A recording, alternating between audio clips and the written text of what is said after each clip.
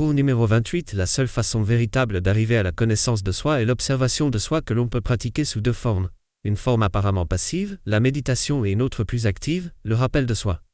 Cette observation va permettre dans un premier temps à l'être humain de connaître ce qu'il n'est pas, ce pourquoi il se prend de manière illusoire et en particulier comment il fonctionne de manière mécanique et automatique dans les trois grands pôles ou centres qui le constituent. Le pôle supérieur de la pensée, le pôle médian des sentiments et le pôle inférieur du centre physique, tout en gardant à l'esprit que chacun de ces pôles est lui-même divisé en trois sections, physique, émotionnelle et intellectuelle. Cela lui permettra de prendre conscience de sa fragmentation et à quel point il est dominé à tour de rôle par chacune de ces parties qui l'apostrophe empêche d'être lui-même. L'observation se fait toujours de l'extérieur. L'observation crée une séparation, un espace entre celui qui observe et ce qui est observé. Pour ce qui est du monde extérieur, cela est évident. Mais quand je décide de m'observer, la même séparation existe. Un moi observateur peut ainsi observer telle partie du corps ou prendre conscience des pensées qui m'habitent et de la manière dont elles s'expriment dans mon corps si elles véhiculent une charge émotionnelle. On peut ainsi entrer de plus en plus profondément en soi-même, par exemple en étant dans un moi conscient du moi qui observe celui en train de regarder. On pourrait continuer ainsi et nommer un grand nombre de moi successifs, tout différents les uns des autres. En fait, il s'agit de niveaux de conscience de plus en plus élevés qui vont d'une conscience ordinaire basse et matérielle à une conscience supérieure en passant par de multiples niveaux intermédiaires. Pour l'homme ordinaire, il n'existe rien de plus élevé que la conscience ordinaire car il vit presque exclusivement dans le monde de la matière. Cette conscience est donc avant tout constituée d'un moi qui agit physiquement, auquel se lie un moi un peu émotionnel et un moi qui de temps à autre essaie de penser. Cette conscience ordinaire peut parfois vivre des expériences plus extraordinaires mais qui seront très passagères et ne se renouvelleront pas souvent. Car, pour diverses raisons, il se peut qu'à certains moments il s'ouvre comme une faille dans cette conscience ordinaire par laquelle une autre conscience plus élevée peut s'introduire. Mais comme l'homme ordinaire n'a pas éveillé complètement ce niveau de conscience, il ne peut y rester en gardant la nostalgie durant toute sa vie de cet état béni.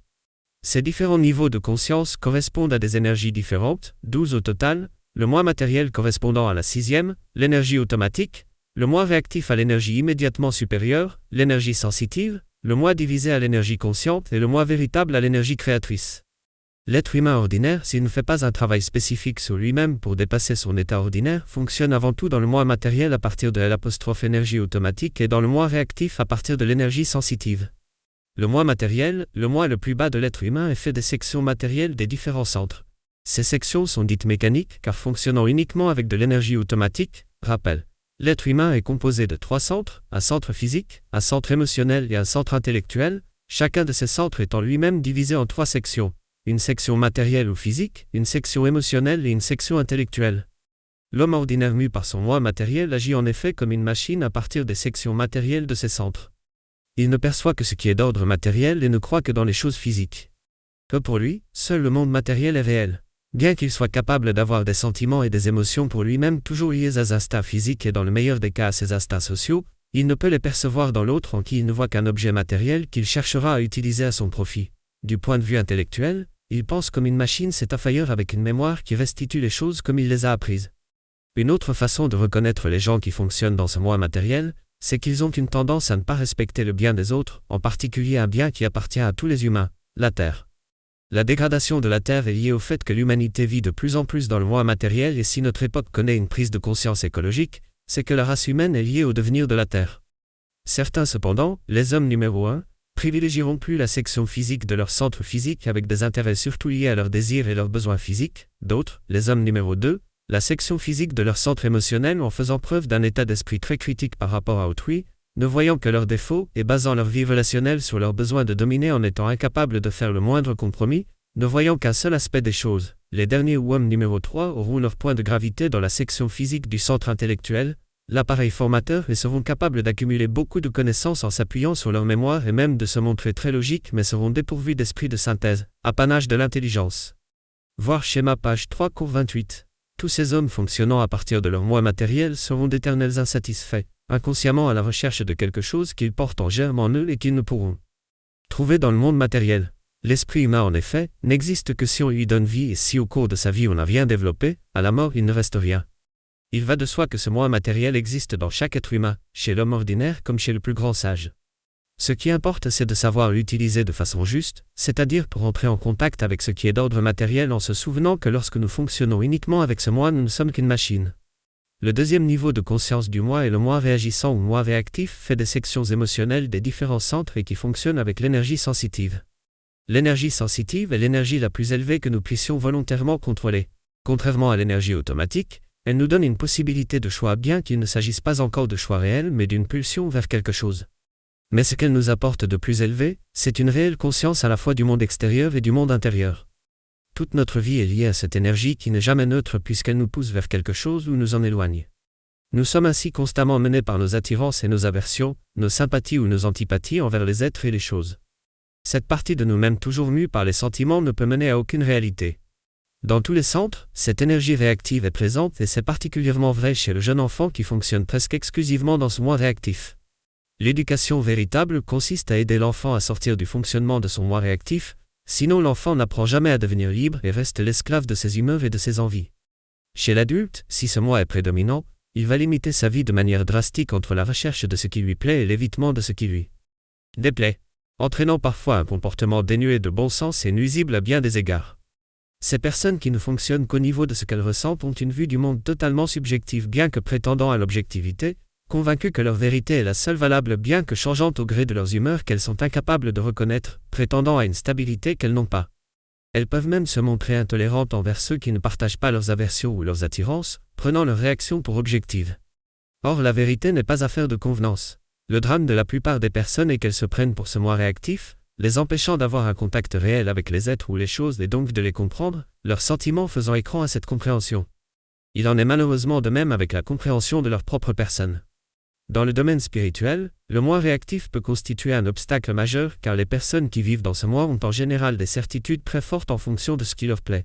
Elles ont tendance à s'en tenir à ce qui leur convient et ont du mal à entendre autre chose ou à se placer à un point de vue différent.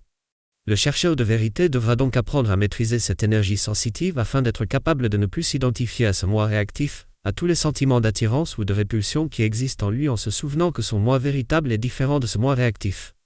Cependant, comme le moi matériel, le moi réactif a sa place en nous puisqu'il nous permet de ressentir les êtres et les choses, de vivre pleinement ses sentiments. Car il ne s'agit pas de devenir indifférent. Celui qui commence à comprendre et à maîtriser cette énergie la maintient au niveau de la sensibilité, là où elle est à sa place, et il devient de plus en plus sensitif et sensible. Peu sensitifs tout comme l'énergie automatique, enrichissent les êtres humains qui les comprennent et les maîtrisent mais ruinent les autres en débordant de leur domaine propre et en faisant de leurs esclaves. Il s'agit donc d'arriver à la maîtrise de ce moi réactif afin qu'il ne nous vole pas l'énergie sensitive qui pourrait manquer pour le développement de nos centres supérieurs, de notre moi réel. Pour cela, observer et comprendre ce moi inférieur ne suffit pas. Il faut lutter contre nos aversions et nos attirances et de temps en temps faire ce que nous n'aimons pas faire et ne pas faire ce que nous aimons faire. Grâce à cet exercice, on devient plus conscient de cette énergie sensitive, de la réalité multiple de la vie et de la nécessité des opposés. On cesse d'être conscient uniquement de fragments et on devient capable de percevoir l'unité et la totalité de la réalité. À ce moment-là, le moi réactif devient réellement une source d'énergie pour nous, qui transforme nos moi inférieurs en quelque chose de supérieur. L'étude verticale des sections des centres décrivant entre autres les moi qui caractérisent le mieux l'être humain tels le moi matériel et le moi réactif est la plus à même de faire comprendre le véritable fonctionnement de la nature humaine. Il existe une autre étude présentant un intérêt évident, celle de chacun des trois centres. Chaque centre est composé d'une partie positive et d'une partie négative. Nous allons présentement décrire les centres émotionnels et physiques avec les trois sections de leur partie positive, physique ou mécanique, émotionnelle et intellectuelle. Les différentes sections du centre émotionnel, la section mécanique, d'une façon générale, se trouvent dans cette section toutes les tendances vers les sentiments les plus bas, envie, jalousie, égoïsme, hypocrisie, méchanceté, cruauté, toutes les formes de sensiblerie, humour facile et notre besoin de sensation. La section émotionnelle, dans cette partie se trouvent les sentiments d'ordre religieux ou moral, les émotions d'ordre esthétique ainsi que le véritable sens de l'humour qui ne contient aucune forme de méchanceté. La section intellectuelle, c'est la section qui contient la faculté de création artistique, mais pour que cet élément artistique puisse se manifester réellement, il faut la participation des centres instinctifs et moteurs dans leur section intellectuelle.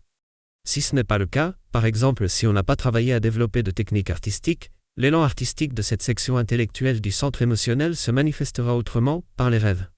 C'est pourquoi il est important d'essayer de se souvenir de ces rêves, de se les remémorer afin de développer cette section intellectuelle quand on ne possède pas de technique artistique. Cette section peut être également développée en s'intéressant à l'art, en vivant des émotions artistiques et en portant une attention volontaire à toutes les émotions d'ordre moral, religieux et spirituel. Mais la voie royale reste la méditation et le rappel de soi qui permettent également d'harmoniser l'ensemble des centres. Car, cette section est la partie qui deviendra un jour le centre magnétique. C'est dans cette partie que naissent nos centres supérieurs, en recevant à cet endroit les influences de type B. C'est le fonctionnement de plus en plus fréquent dans cette section intellectuelle du centre émotionnel, mais également dans la section intellectuelle du centre intellectuel, permet à l'énergie de ne pas s'user et d'être disponible pour la construction de notre corps d'immortalité. Les différentes sections des centres physiques. Rappelons que le centre physique est en fait constitué de 3 centres, le centre du mouvement, le centre instinctif et le centre sexuel, et que seul le centre du mouvement comporte réellement 3 sections. Le centre du mouvement, la section mécanique. Elle regroupe tous les mouvements que l'on peut qualifier d'automatiques ou d'instinctifs et en particulier tout ce n'est de l'imitation. La section émotionnelle, dans cette section se situe le plaisir du mouvement, l'envie de bouger qui se manifeste chez l'enfant dans le plaisir de jouer et chez l'adulte dans le plaisir du sport. La section intellectuelle, dans cette section existe, comme dans la section mécanique, une forme d'imitation, cette fois d'ordre intellectuel, l'imitation de la voix, le sens de la parole ainsi qu'un élément de créativité, la possibilité d'invention mécanique. Le centre instinctif, ce centre régit tout ce qui est d'ordre instinctif. Réflexe, circulation sanguine, mouvement digestif, etc. On peut entrer en contact avec le fonctionnement de ce centre en observant de quelle manière les pensées, les sentiments et les émotions agissent sur ces mouvements instinctifs.